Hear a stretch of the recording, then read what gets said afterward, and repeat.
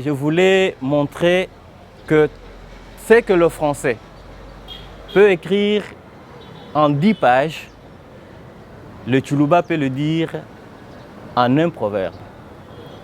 Il y a une dizaine d'années, le journaliste André Chamba découvre Le Petit Prince d'Antoine de Saint-Exupéry dans la bibliothèque d'un ami.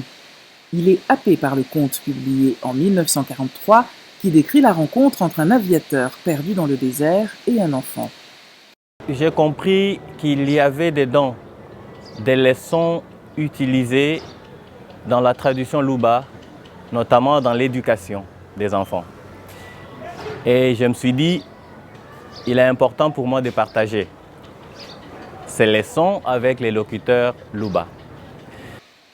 Faute d'éditeur, André Chamba détruit le texte qu'il a traduit.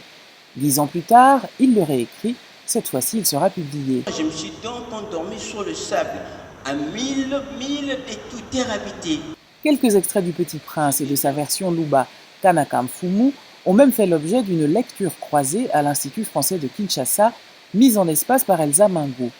73 ans après sa publication en français, une publication en Tshiluba du Petit Prince ne la surprend pas. Il pose des réelles questions philosophiques, en fait. C'est chaque chapitre, chaque passage, chaque échange, chaque rencontre du Petit Prince nous amène à nous questionner de manière plus large sur ce qu'est l'amour, ce qu'est l'amitié, qu'est-ce que la responsabilité. Grisé par le succès inespéré de son initiative, André Chamba se prend à rêver de voir Le Petit Prince en Tshiluba au cinéma, mais d'abord conquérir le pays de Saint-Exupéry. Qu'il soit produit en France, une lecture croisée et théâtralisée de Kanaka Mfumu. Elsa Mingo voit plus loin. Même au-delà de la France. Le Petit Prince est aussi, par exemple, traduit en Swahili. On ne va pas imaginer un pont. Maintenant, tout est à faire. Hein. Techniquement, la porte est ouverte.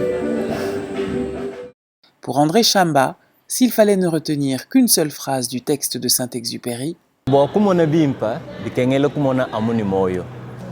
et en français dans le texte, on ne peut bien voir qu'avec les cœurs.